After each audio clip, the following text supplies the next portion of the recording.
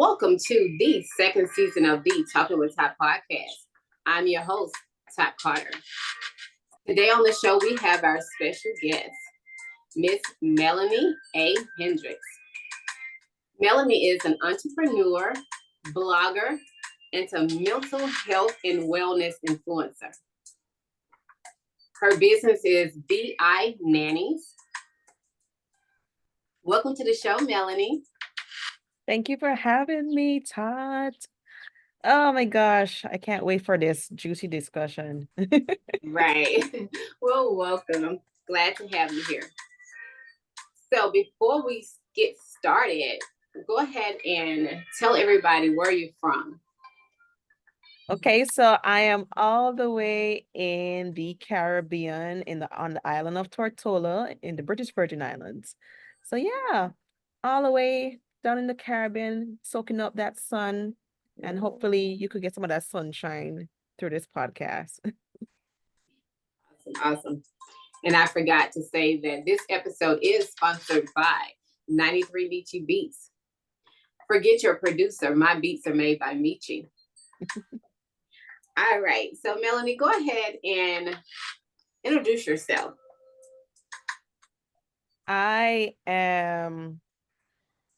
I wear many hats, too many hats sometimes. I am a mother of three. I work in finance, but I'm also a serial entrepreneur. Um, like you mentioned, one of my business is called VI Nannies, which is a babysitting agency here in the Virgin Islands, and also my passion project, my heart on a plate for you guys is Dopamine on the Rocks, which I created through for mental health advocacy to support those out there who are struggling to find a safe space. I would say that I am a creative. My friends tease me and call me like Super Mel. I'm trying to get away from that title because I don't want to feel, I don't want to be super all the time because it takes away the humanness, you know. What else can I say? I would say I am your go-to friend when you need a safe space. I'm always the mother of the group. I'm always nurturing and providing support to anyone that I'm around.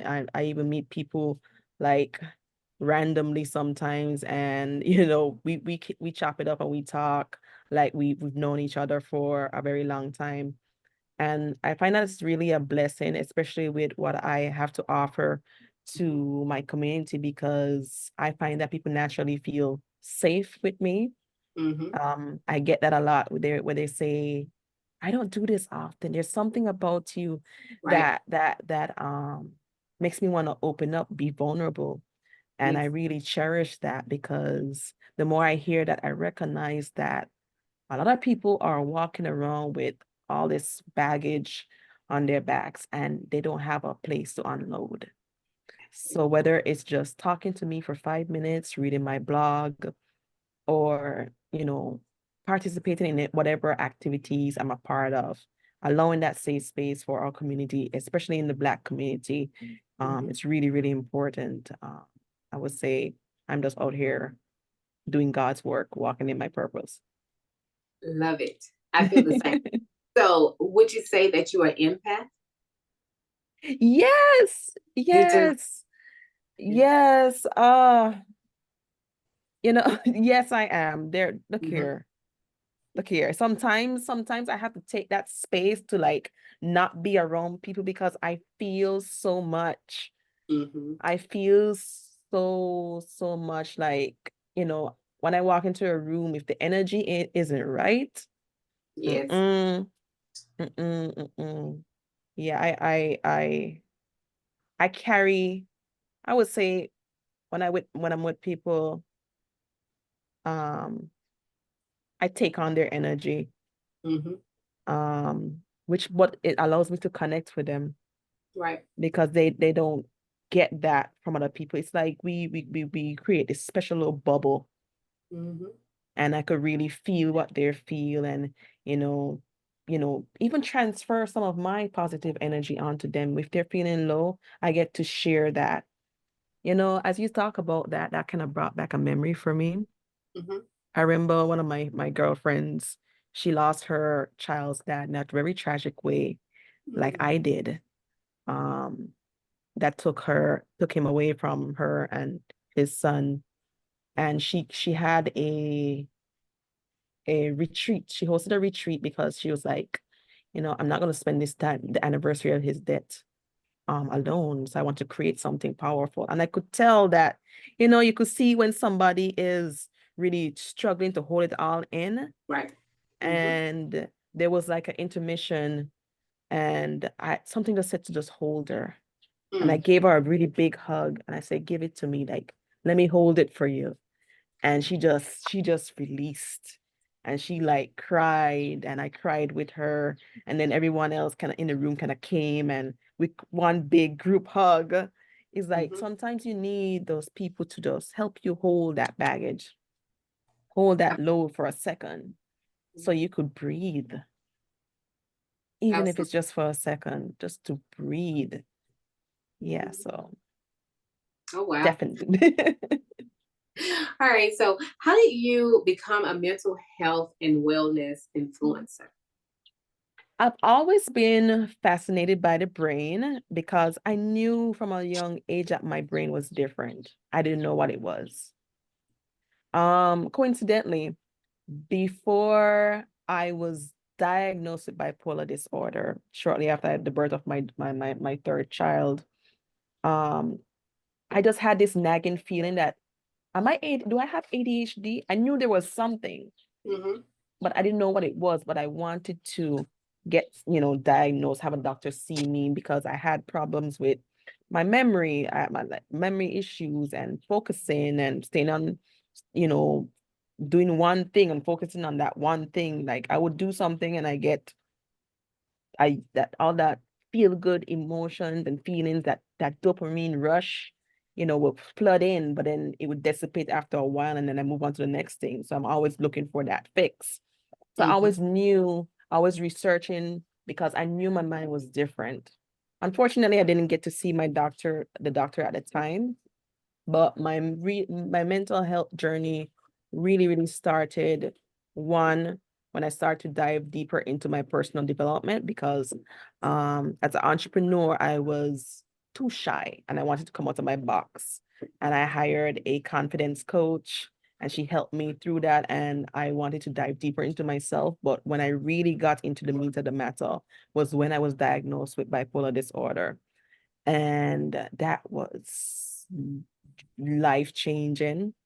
And I would say now in the best way, because I took something so traumatic and turned it into something so beautiful that I'm Right. really proud of.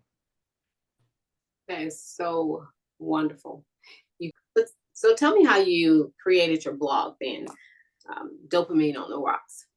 So diagnosed, so like I said, I'm from the Caribbean, and mental health is a very taboo subject down here, very Mm-hmm. stigmatized. It's one of those things that you do not talk about at all. We have all sorts of excuses as to what is going on with a person, except that there is a mental health issue. Whether it's we call it down here, whether somebody over you or put voodoo on you, or you're just not focused, but it can't be anything. It can't be mental health. That's a no-no. Nobody wants to be classified as crazy. Mm-hmm. Um, and when I was diagnosed, I was really struggling, because this is something completely new to me. My life is like turned upside down by my first manic episode. While my manic episode was it felt awesome. Anybody out there with bipolar disorder knows when you're in that manic state, it feels wonderful. Wonderful. It's like the best high ever. Really? Okay. Yeah, it feels really, really good because all those feel good hormones and chemicals are rushing through your body. You feel limitless. You feel godly. For me, it was like I became my higher self. Mm. And I was like everyone around me is convincing me that something is wrong. I'm like, no, like I'm living my best life right now. There's nothing wrong, but there was a dip followed by, because mania is like up on high when you're on the top of the roller coaster, and then the depression comes and it hits, and that's really, really dark. And it's I would say there that's it's like depression 2.0. Mm. Really, really bad, really, really dark. It's like you're at the end of, bottom of an abyss and you can't come out at all. There's no light at the end of the tunnel. And you try to communicate that with other people, but they don't really understand unless they've experienced that. And Right. that for me was what was lacking in my community. I didn't have anyone else to talk to about it. I begged my psychiatrist and my therapist, can we put together a group session or focus group, something where I could talk to Right. other people who've lived the experience, because it's one thing to read on paper, have the doctors, work on the outside, but you don't live in my body. Right. You don't know, you're not feeling what I'm feeling. Mm-hmm. Um, I remember when I first put on my mood stabilizers, um, my body had to adjust to that. My brain had to adjust to that. And the way that my body tried to adjust to those medication was it took away all my feelings and emotions. So I was null and void. I was like a walking robot. I had no feelings. My son would come up and hug me and kiss me, and there was nothing. And that's, as a mom, I don't think you could imagine what that feels like Mm-mm. to have your baby hug you and nothing, Right. nothing, wanting to cry, and you can't even cry because on the inside you're like screaming and there's no release. That was such a crying was like a privilege. I remember the first time I was able to like make one tear fall. Oh, that release felt so good. Wow. People, we take that for granted. We take crying for granted, but it's such a release for your Yeah. body and your nervous system. So, yes, there were other people here on island. No, our island's very small. We're made up of a population of about 30 to 40,000 people. Mm-hmm. Um, and there are a lot of people here that are diagnosed with bipolar disorder, anxiety, and this, but they just didn't want to talk about it. So I decided, listen, if no one wants to do it, I'm gonna do it. And I decided to create my blog, and I went down the rabbit hole and started to do some research. And for me, my neurodiverse brain, I get obsessed with a new idea. Like I Me too. have to, I have to learn every and anything, Yeah. give me everything about that. Yes, Right. my family was against it because in the Caribbean, like I said, that's such an intimate part of yourself to share. Yeah. Mm-hmm. You just don't do it. But I decided to, and I shared my first blog post, and I shared my story, and it was scary, but when I did it, I was so proud of myself. Mm-hmm. Um, What made and you what made you share your story? Because that was my next question. Like, what made you do it? because two things. Okay. One is I'm a person where I don't just think about myself, I think about others. And I was like, nah, if I'm feeling this way, somebody else out there is feeling this way too. And they are probably wanting the same help and shoulder to cry on like I did. So that was one of the reasons. And the second reason was I'm a person of faith. I believe in God. And don't pull it, baby. Sorry, my daughter. Okay. um, I remember the third day after my manic episode, and I'm heavily medicated. I don't really know what's going on around me. The drugs that they had me on had me sleepy. I remember my partner at the time came home to give me some lunch and gave me my medication before, and I knew that when I take this medication, I'm going to be knocked out again. I don't know. I don't know here from there. And I'm sitting at the dining table and I'm crying. I'm like, why is this happening to me? Why are you guys doing this to me? Like, stop. And in that moment of pleading and begging, clear as day, I heard a voice said, stop crying. You're going through this so that you can understand what they're going through. And in that moment, there was just a calmness and a peace that I never experienced in my life. I can't describe it than just pure peace. And I wiped my tears. And that was it. And I went forward and I shared my story. And the outpour of love and support from my community was such a blessing. Yeah. And while it was beautiful, I still felt like it was bittersweet because there are people in my contacts, people that I know well, close friends of mine, telling me that, hey, I'm going through this too. This happened to me. Mm-hmm. But was afraid to talk about it. Yeah. And, you know, I had a close friend of mine told me that she was hospitalized 3 times after the hurricane Irma and Maria we had a couple years back in 2017. And I'm like, I talk to this person regularly and I never know this. Right. And I imagine close friends of mine, best friends of mine on similar medication of I had struggled with anxiety or some sort of mood disorder. They had the same thing and it was beautiful but frustrating because I'm like, you know, I wish I knew this. Right. Because I could tell them and say, yo, Tat, like, you want this thing, you've been through this, you girl, what do I do? Right. You know, so that there fueled my passion even more. And I was like, you know what? I'm going in full force. I don't care who believes in me or not. God gave me this assignment for a reason. He put this vision in my heart for a reason.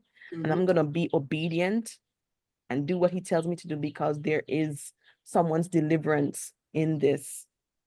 Yep. Somebody is out there hanging on by the last thread and they need some kind of peace. They need to see that, okay, someone has been there too.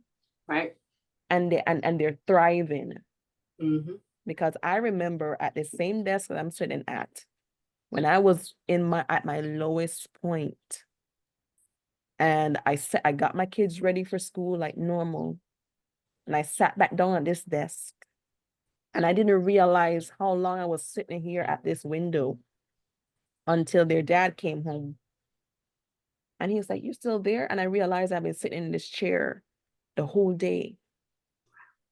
I didn't shower, I didn't brush my teeth, I did nothing. What I was doing during that time was contemplating what was the best way for me to leave this earth. Wow. Yeah. So that right there was a wake-up call for me. You know, Was there anything going on? I'm sorry to cut you off. Was there anything going on in your life at the time, or it's just that you was just so at such a low? Yes, but it was a combination of things. I tell people it was just the straw that broke the camel's back. Gotcha. So I've endured a lot over the years, and I recognize now that I didn't take the time to process and truly allow myself the grace to feel, mourn, be angry, really explore those emotions. We are taught especially as a Black community, keep it pushing, Right. keep it pushing, you move forward, push it down. Yeah, push it down and keep it forward. Use that to fuel you. But then it was too much. Like, I was a teen mom. Why I love my daughter to death. Love her. I don't regret her for anything. I would do it again. Right. She's such a blessing. But 2 weeks after she was born, her dad was on his way home and he was robbed and killed. Oh, wow. So not only am I a new mom, I had to deal with that. I didn't realize until my therapy know that I didn't even process his death properly. I didn't grieve. Right. I didn't grieve Then I took her from Jamaica. My parents are Jamaican, but I was born here in the Virgin Islands, and I brought her back here to the Virgin Islands. I started to work, and it's really hard. You're really hustling and grinding, trying to make ends meet. I remember I was working two jobs at one time, trying to make ends meet. And the only reason I stopped working those two jobs was I remember one time I went to pick my daughter hurt herself. And both my sister and I reached out to her, extended our hands to grab her, say, "Come, baby." She walked past me and went to my sister. In that moment, I recognized I was working so much that my daughter found comfort in someone else. Wow. So I had to look at that. I had to change my whole career because I'm not gonna miss out on my baby's life. So it's Absolutely. little things, climbing the corporate ladder that takes a toll on you, Oh, dealing with yeah. dealing with these different personalities, these bosses, these employees. Look here, it's not easy out in these streets, No. these bills, Just being a Black woman. look here. Trust me, I know. You're gonna make the Jamaican come out. Yeah, being used and abused in these corporate offices sometimes, they take advantage of your ideas and your brain, and they represent it as if it's theirs. It's like, I've been through it. Yeah. Being a mom, being pregnant, giving birth, that has an impact on your body and your mind too. We don't understand. Right. Having to manage a home, go to work, then you add on business on top of that. It was just a lot. Right. And at that time, I had quit my job, said I wanted to focus on my kids more and also build my business. But the pressure of trying to provide and being a good partner, being a good mom, doing this, it was just too much. Right. And my body just snapped. Right. It just chose that moment to say, "Yep, sis, we taking over right about now." Everything just went haywire, Well, it's good that you didn't follow through with that, and it was something that you were able to overcome, because I too have had a family member to kill himself to suicide about 2 years ago. So I know how devastating that can be for the family that you leave behind. He had 5 kids, all different ages, and it was out of nowhere. He just made a decision, but he had some other things going on in his life at the time. And I guess he just didn't see no way out. And he was in his car and he just did it. So, and we were shook, And he was and I want to say this, and he was one of those people where so popular, everybody loved him, always smiling. He was the life of the party. And he was always that family member that no matter where I saw him at, he's going to always stop and recognize and acknowledge me. If I'm going down one aisle, he see just a glimpse of me, he's going to run around there where I am and be like, "Hey, cousin." And whenever he departs from you, he's going to always say, "I love you." I mean, every conversation he would, if we are going back and forth on Facebook in the inbox, just kind of chatting or whatever, he's going to always leave that conversation with, "I love you." So that's beautiful. I'm So so sorry for your loss. Thank you so much. I share that story because that made me so sensitive to it, because I literally had to just read everything on it, because I wanted to know what happens to you when you do this, and from my reading, that's where it's unfinished business. Like, it's a selfish act, and you still have to deal with that. You got to deal with that when you meet your maker as to why you took your own life. So you can't repent for that. But So as a person who considered that, I would say it's not that we want to. Trust me, we don't want to leave you guys behind, because I had a classmate who did that. And like you described, he was the life of the party and everything. 2 months after, 2 months before my manic episode, he took his life and he left his child behind. And that really shook or your group, because we're like, yo, like he's that one of those happy-go-lucky person, but it's like, because I've been at that point where I really considered it, it's not that we want to, it's just that the pain is so unbearable. Imagine, like, if I cut your arm right now and you're in excruciating pain, all you can think about is, how can I relieve myself of this pain? I just want peace, rest. So that's what it really is. And this is also a great opportunity to tell people, like, check in on your quote unquote strong friends. Yes. Those that always have a smile on their face. When was the last time you asked them, hey, are you good? Do you need anything?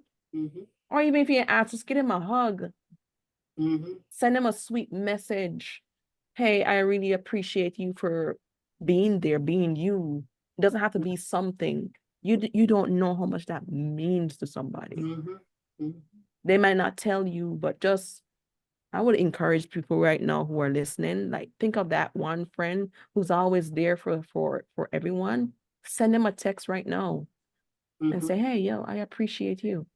I appreciate you for just being you. Like, having you in my life is such a blessing. I appreciate you. I love you. It means a lot. Do that too. I have friends that say that to me sometimes, or when I'm at work, sometimes I will have a conversation with a person and then they'll say, can I hug you? And they'll say, you know what, I walked in here and I was feeling some type of way. And they'll just, let me know that the conversation helped them. And I know recently I was working with a elderly lady, and she was a one of those customers that was a handful, and she knew that. And so as I'm walking throughout the store with her and I'm helping her, after a while, I realized that, okay, let me see her out to the car, because I could tell, she was telling me, I could just kind of see the walk changing or walking. So some just told me to follow her out to a car. And so as I am helping her out the store and we're going to her car, she gets weak because she starts to get a little, she said, I'm about to have a anxiety attack.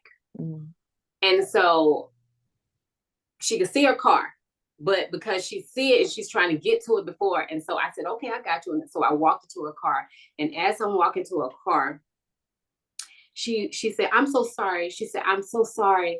I just feel so bad. I'm embarrassed that you're having to walk. And I'm like, no. I said, I'm glad that I followed you out, because I almost let her just follow, take her cell phone out, because I had did everything. I had walked around the store. And so some just say, keep on talking. And as I'm talking, then she told me about her son who had passed. And so once we get to the car, she just unloaded and she's just crying. And so I stood there for a while until she got, calmed down. And I thank God that I was there.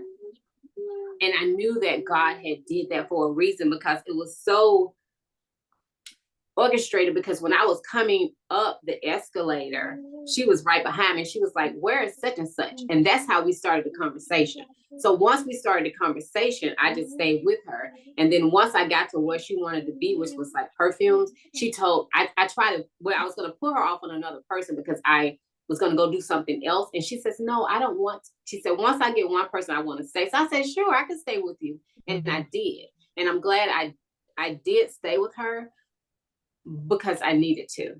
So you're so right when you say that. Like, you never know how you help people and how they're feeling in that moment. And she got out that day just to get her mind off of things. And she wanted to buy her something special just to feel good. That's so powerful.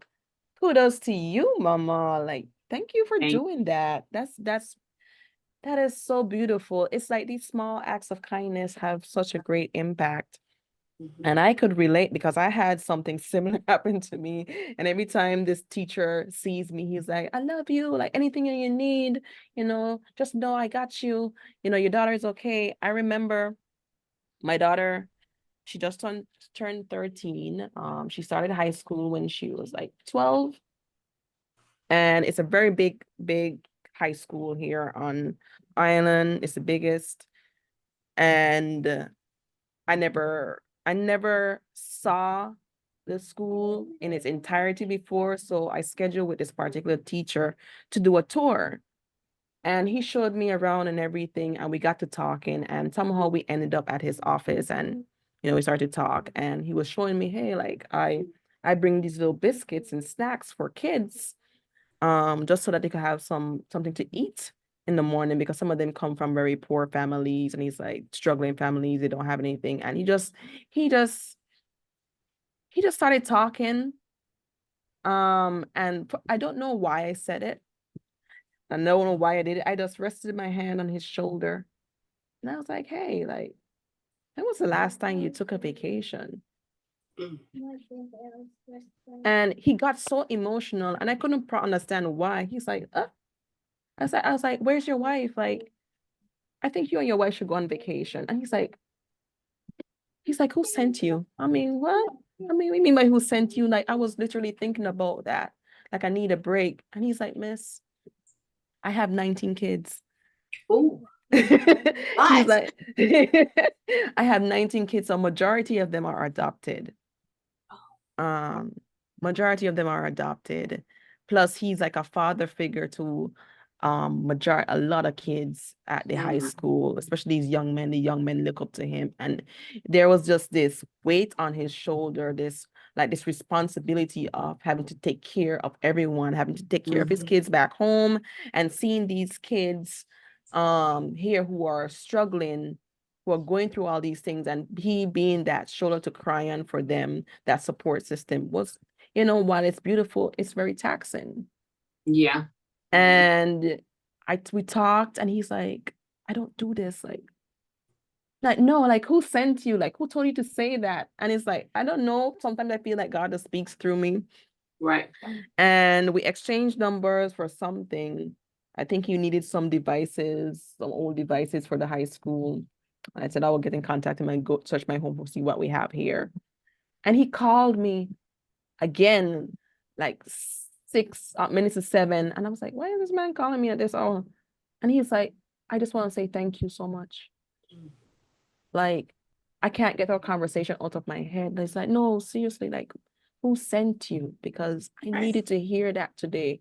He's like, you know what? This weekend I'm going to take my wife to the beach. Just a little something. You don't know.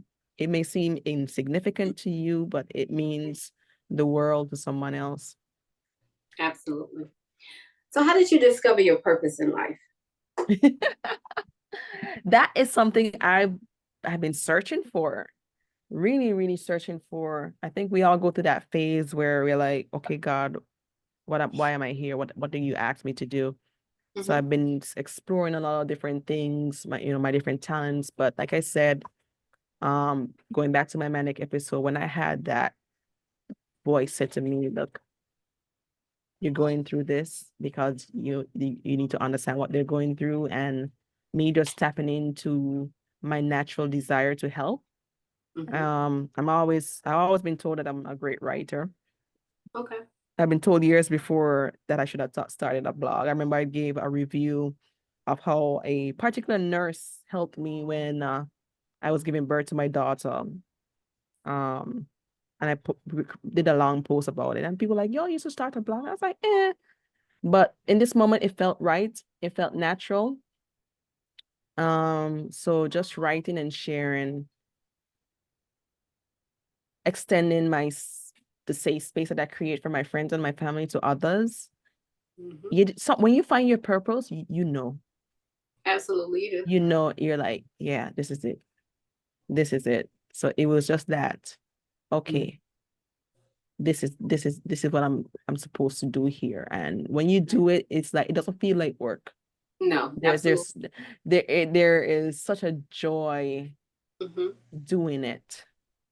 It comes from deep down in your soul. Yeah. So I always tell people, when you're trying to discover your purpose, it's something that you do on a daily basis that you don't even realize that you're doing.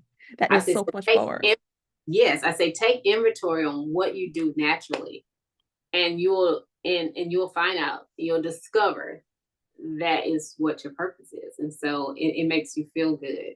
So I think we all need to take time out to discover what our purpose is. Mm-hmm. Now, motivating others makes you feel what? Makes me feel humble because, and it also makes me feel like a beacon of light. I still can't fathom the impact just writing a simple article Mm-hmm. has on people. So every time when someone shares to me, I'm like, oh my God, what did I do? I don't even think I did so much. Sometimes you think, okay, I don't think it's that significant in my eyes.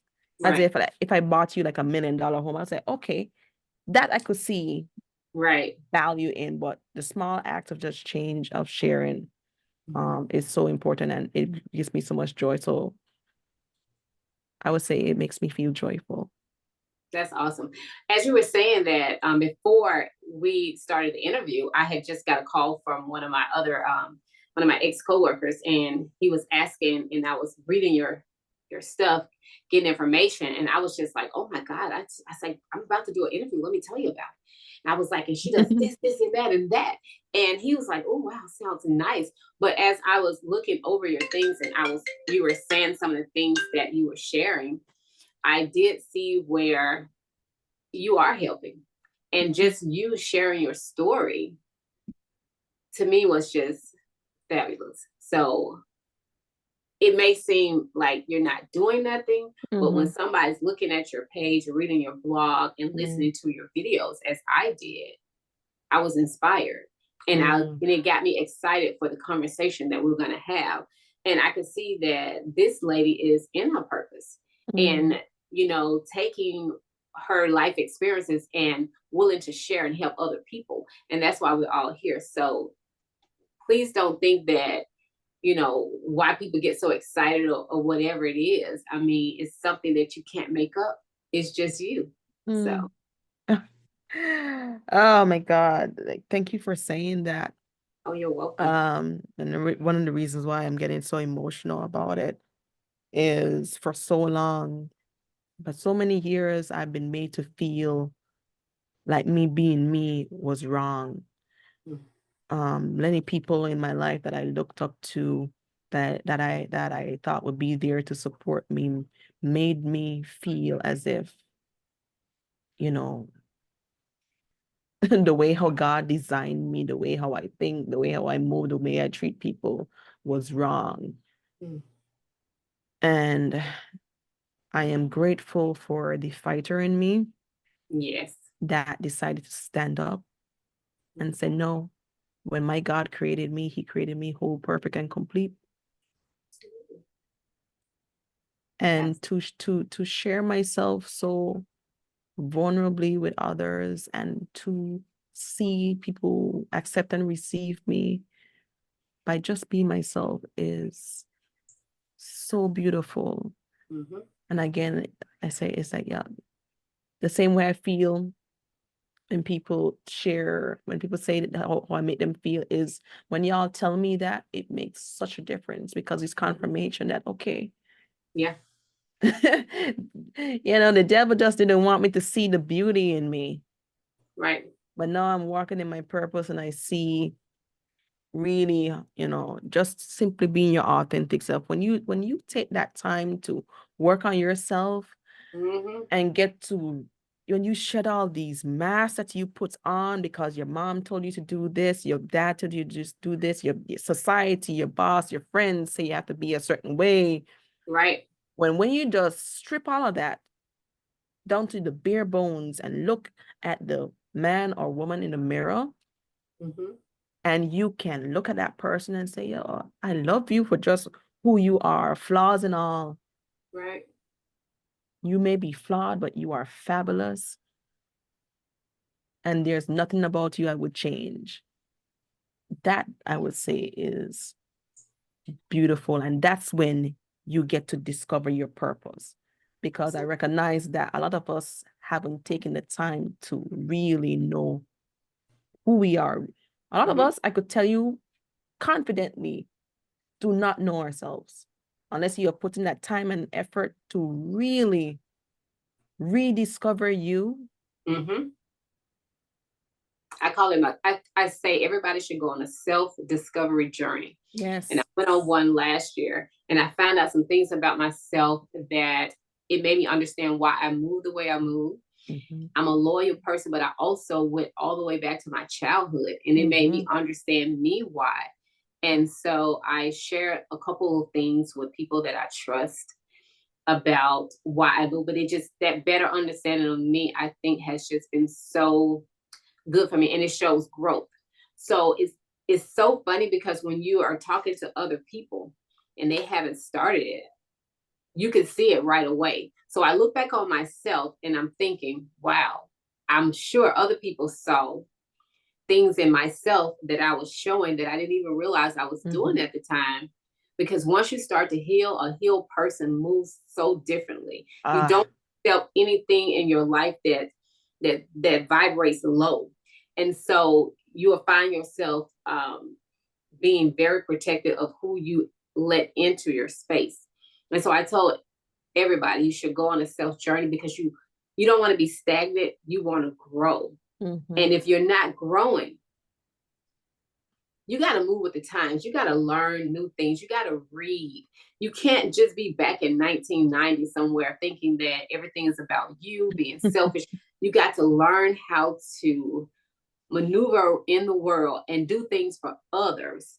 And I think when you learn how to do things for others, like I think I heard you say, it ain't about you. She was like, I think I remember you're saying you do this for other people. When you have that type of gratitude and, just thing about yourself, that's how you know that you've grown. And that's how you know that you're in your purpose, because you're not thinking about yourself. You're thinking about other people. So I love that.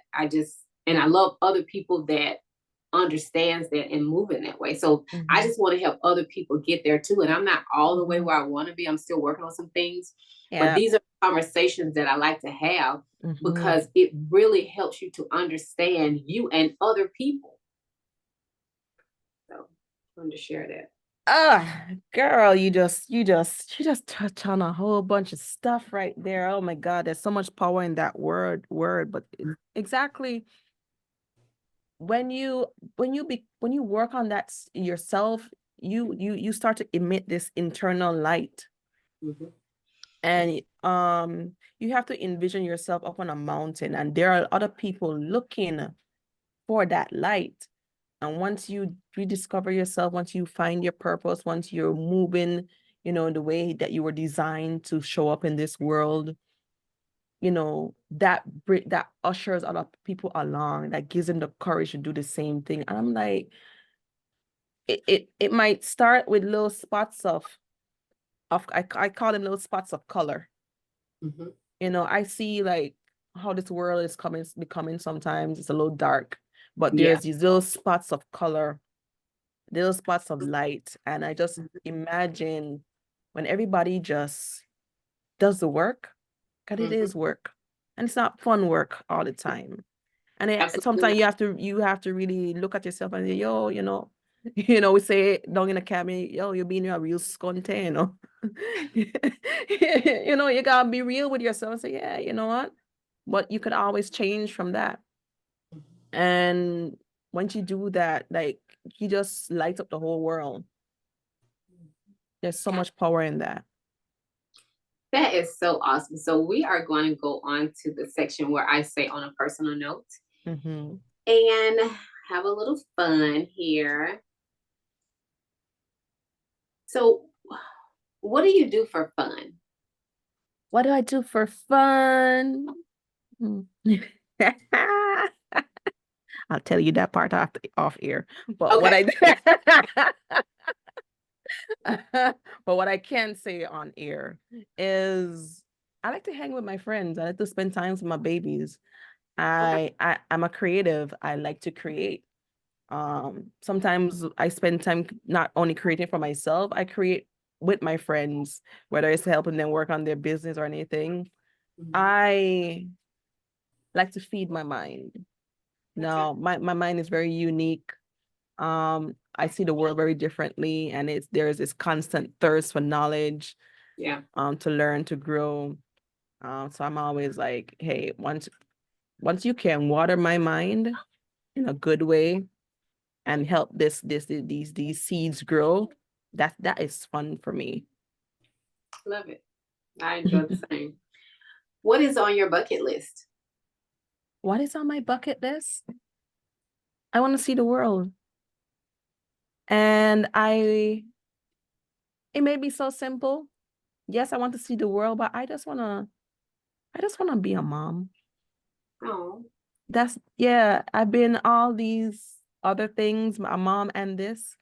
I just want to be there with my babies. I want to be that stepward wife, in the kitchen baking cookies. I have been taken away from that for so long. It's the simple pleasures, just being home, taking care are the ones that I really do this for, right. just to be there, be present the way, I know they deserve me to be Right. present, create memories. So that is on my bucket list. But other than that, I want to see the world. Okay. What do people misunderstand about you? Um, hmm. People think I'm impulsive. Mhm. I'm not impulsive. I am a overthinker. Okay. I think about everything from every angle, but I think about it, I like obsess about it. So when I do take action, to the outside it seems impulsive, but it's like, no, I already thought about this. I would look at it from 100 different angles. So when I do move and I go full throttle, Mhm. trust me, I'm moving with intention. It's Gotcha. not, it's not impulsive. Gotcha. That's awesome. What is your favorite childhood memory? Oh, oh, that's a special one. Because that's the only one I could really remember. Mhm. So I am the baby of the family. I Me am too. something about those babies. They're the world changers. Right. So I'm the last of six. And I remember when my sister was moving away to return to the Virgin Islands. And it was because we shared a room. And it was my first time sleeping in the room by myself. And I was scared. And I don't think I communicated that with my family, but Mhm. my dad is my first love. Oh, I know. Me too.